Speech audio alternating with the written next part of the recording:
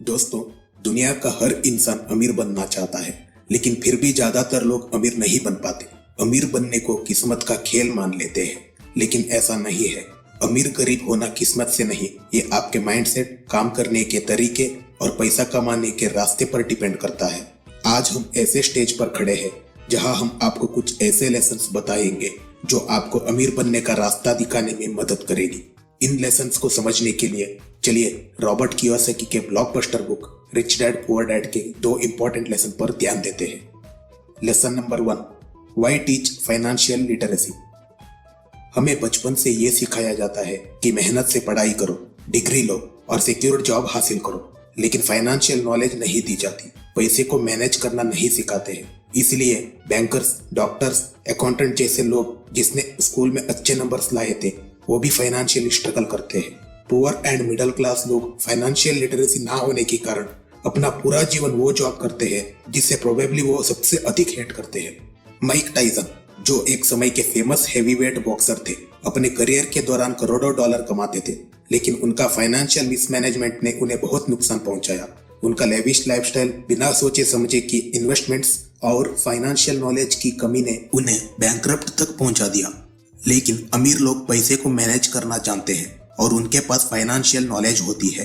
Robert Kiyosaki कहते हैं कि अमीर लोग समझ जाते हैं कि असेट और लायबिलिटीज के बीच का फर्क क्या है। असेट वो होता है जो आपके लिए पैसा जनरेट करके देता है, जैसे रियल एस्टेट, स्टॉक्स या कोई बिजनेस, जबकि लायबिलिटीज वो होते हैं जो आपको पैसे खर्च करने पर मजबूर करती है, लेकिन आपको इनकम नहीं देती। अमीर लोग अपनी अर्निंग्स को इन्वेस्ट करके असेट्स बनाते हैं, जबकि गरीब लोग सिर्फ लायबिलिटीज अक्यूमुलेट करते हैं। और मजे की बात यह है कि पुअर मिडिल क्लास लोग अपने लायबिलिटीज को ही असेट समझते हैं। फॉर एग्जाम्पल के लिए उनके घर, आपका घर तब असेट बनता है जब आपको उससे रेंट मिलता है। अगर आप उस घर में खुद रह रहे हैं तो वो आपकी लायबिलिटी है। Lesson number 2, rich don't work for money. Robert Kiyosaki का दूसरा इंपॉर्टेंट लेसन है rich don't work for money. हाँ, अमीर लोग पैसे के लिए काम नहीं करते।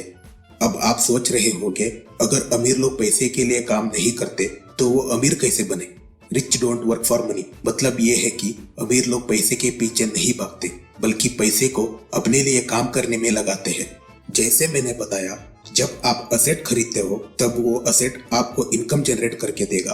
अमीर लोगों का फोकस हमेशा इन असेट को बिल्ड करने पर होता है। वो स्मार्ट इन्वेस्टमेंट्स और अपने माइंड को यूज करते हैं जो उन्हें लाइफ टाइम तक इनकम प्रोवाइड करेगा। लेकिन गरीब लोग पैसे के लिए काम करते हैं। रोज उठो, काम करो, बिल्स पे करो और फिर रिपीट। एक एंडलेस रैट रेस के साइकिल में फंस जाते हैं। अमीर लोगों का इनकम डायरेक्ट असेट कॉलम में चला जाता है। वो लोग अपने इनकम से स्टॉक्स, बॉन्ड्स और रियल एस्टेट जैसे असेट्स को खरीदते हैं जो लॉन्ग रन में उन्हें पैसे जनरेट करके देता है, और फिर उस जनरेटेड इनकम से उनके एक्सपेंसेस होते हैं।